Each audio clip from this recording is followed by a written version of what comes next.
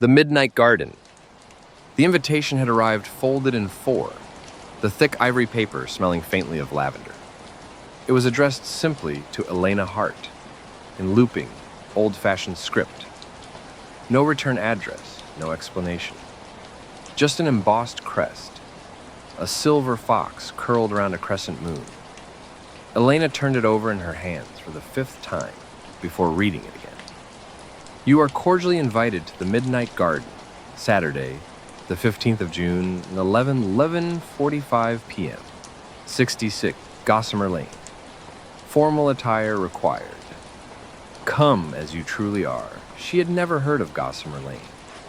A search on her phone brought up nothing but a vague location near the edge of town, where the suburbs frayed into abandoned greenhouses and woods. It felt like a prank, or maybe some elaborate marketing stunt. And yet, something about the message tugged at her curiosity. Come as you truly are. At 11 p.m. on Saturday, she found herself dressing in the only gown she owned, black velvet with a modest neckline. She pinned her hair back, applied her favorite red lipstick, and slipped into her grandmother's silver earrings. The moon was nearly full as she pulled onto the cracked road leading east, headlights slicing the darkness. She nearly turned back twice, but when she reached the crumbling mailbox marked 66, she saw the first sign this was no prank. A line of lanterns, glass globes on iron stakes, leading her down a gravel drive towards something glowing softly in the trees. Elena parked, stepped out into the warm June air, and stared. The house itself was a 3-story Victorian, all gingerbread trim and towers, but every window shone with golden light. Beyond it, a vast garden bloomed with impossible abundance. Roses in every color, trailing vines heavy with moonflowers, petals opening to the night. The scent was intoxicating. Dozens of people in gowns and tuxedos wandered the garden paths. Music drifted from the veranda. A string quartet playing something that made her chest ache with nostalgia, though she couldn't name the tune. Elena hesitated on the front walk, but a man in a white tailcoat appeared at her elbow, smiling as if he'd been waiting just for her. "Miss Hart," he said, inclining his head. "Welcome." "You know me," she blurted, her voice too loud. He lifted a brow, amused. "Of course. This way, please." He offered his arm. She took it.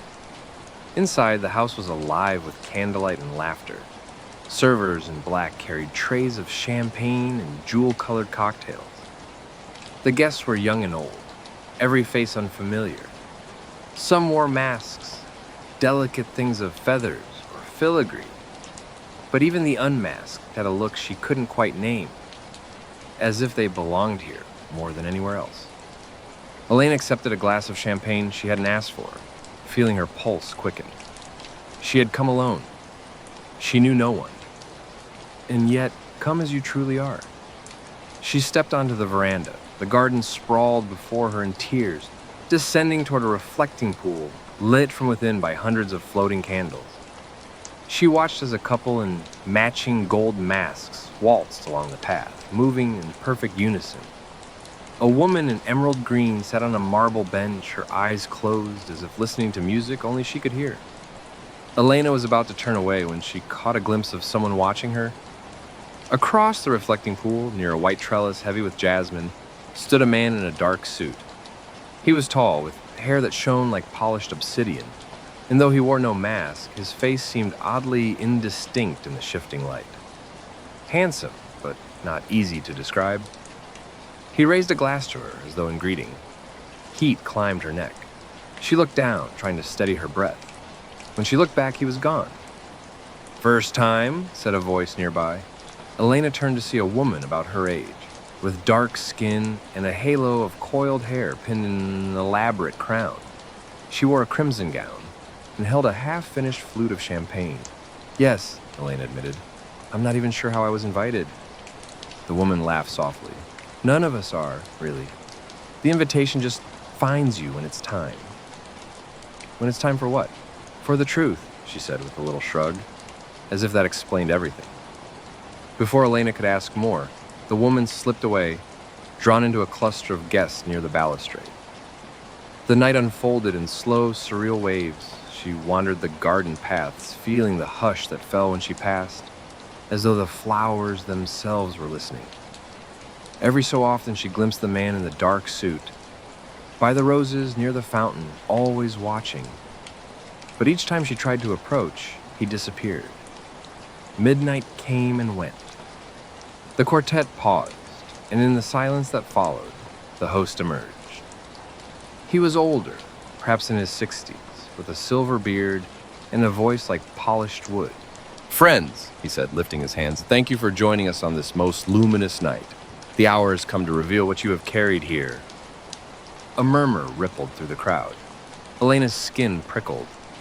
One by one, the guests began to remove something hidden. A folded scrap of parchment, a pressed flower, a broken watch, a scrap of lace. They held their treasures aloft, and the air seemed to shimmer around them. Elena looked down at her empty hands, panic rising in her throat. She had brought nothing. Come as you truly are. Her gaze lifted to the man in the dark suit. This time, he did not vanish. He stood among the roses, waiting. As if in a trance, she walked to him. The crowd parted around her, silent. When she reached him, he took her hand, his skin warm and electric. "What is this?" she whispered. "The truth," he murmured. "Yours." He pressed something into her palm, a silver pendant shaped like a fox curled around a moon. She looked up, and for the first time, she saw his face clearly. It was not merely handsome, it was familiar. "You?" she breathed. "I've seen you before. In dreams." He said, "and in every moment you wondered if you were meant for something more." Her heart thundered.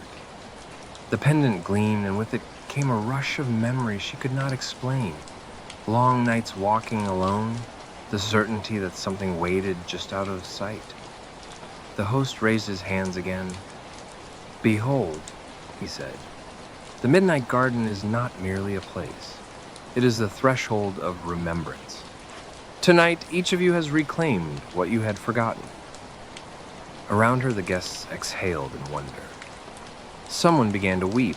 A man laughed, the sound edged with relief. Elena clutched the pendant, feeling its weight anchor her to this impossible moment. "What happens now?" she asked. The man's smile was both tender and infinitely sad. "Now," he said, "you decide whether to stay or return." She looked around the garden, at the faces alight with recognition. For the first time in her life, she felt she belonged. "I want to stay," she said. He nodded as though he had known all along. "Then welcome home." The hours after Elena chose to stay unfolded in a blur of sensation. The music resumed, but now it pulsed through her blood like a heartbeat. The garden shimmered with renewed color, and even the stars above seemed brighter. People she hadn't spoken to before now approached her with nods, as though she'd passed a silent test.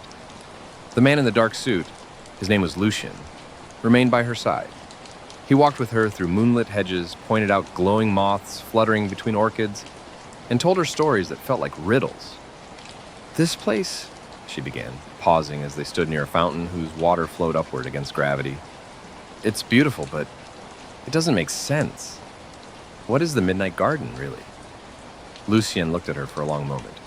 "It's a sanctuary, a haven between the waking world and what lies beyond." "Beyond?" He didn't answer directly. "Most people forget who they are. You haven't, not entirely. That's why you were invited." "But I didn't remember anything until you gave me this," she said, touching the silver fox pendant. "It was never about the pendant. It was always in Aishii." She turned away, watching the guests laughing in the distance. A woman nearby sang in a language Elena didn't know but somehow understood. It spoke of yearning, and flight, of doors that opened only once. She turned back to Lucien. "Do people ever leave?" "Some do," he said, "when they realize they aren't ready. When they choose the life they came from instead of the one that calls them forward." "And what happens if I stay?" "You become what you were meant to be." It sounded wonderful, but it also sounded terrifying.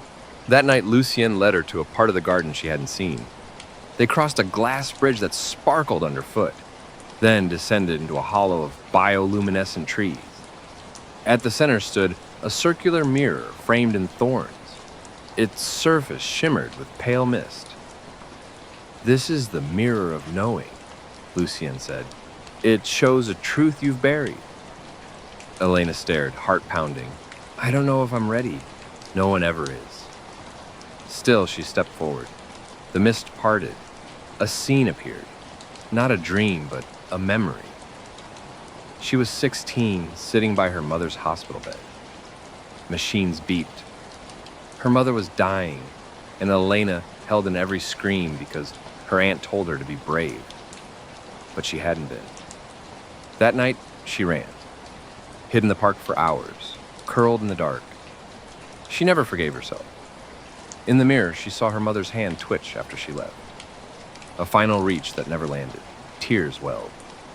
The image faded. Lucien stepped forward, wrapping an arm around her. "We all carry ghosts. The garden doesn't erase them. It helps us carry them differently." Later, by the reflecting pool, she asked the other guests what the mirror had shown them. One said it showed who they might have become if fear hadn't ruled them. Another remembered their first betrayal.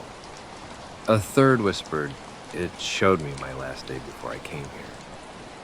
Something unspoken bound them. This wasn't just a party. It was a passage. That night, she didn't sleep. She lay beneath roses, stars wide and clear above, and dreamed of doors and the girl she had been. The next evening, the garden's mood shifted. Music slowed. Lanterns flickered with deeper hues. Elena thought she had chosen. But Lucien explained staying wasn't simple. Every guest must choose with full memory. Only then does the garden open. Until then, you're in between. "And what's the cost?" Lucien didn't answer. He led her through a door she hadn't seen. It opened into a vast library. Each book glowed faintly. Whispers rose from their spines. He handed her one bound in indigo velvet. Her name was on the cover. Elena Hart, A Life Unlived. Inside were memories that never happened. An alternate life. Her voice on a stage. A child with her smile. A lover whose face she almost remembered. Tears slid down her cheeks. This was possible? Lucien nodded. The garden shows truth. You choose whether to mourn it or let it go. She closed the book. He looked at her with something like pride and sorrow. At dawn, the gates open. Some leave, some stay. Only those who remember may choose. He pressed a final item into her hand, a white envelope. Inside, a slip of paper read, "One last time, come as you truly are." Dawn broke over the garden. Guests gathered by the pool. The music had stopped. Only water and breath remained. The host reappeared, his silver beard catching the light. "Today you may go," he said, "or stay. Both paths are true. Both require courage." One by one, guests stepped forward. Some whispered goodbyes. Some held hands. A few clutched tokens, pendants, books, bits of memory. When Elena's turn came, she looked to Lucien. He smiled but said nothing. She looked into the pool. Her reflection rippled, older, wiser, the woman she was becoming. Then she looked at the garden, at the roses, at the path deeper in. And she realized the garden wasn't the reward, it was the test. To stay meant letting go of the world she knew. To leave meant living with memory. But also the chance to begin again. Her choice wasn't magic versus mundanity. It was between forgetting and forging forward. Elena whispered, "Thank you."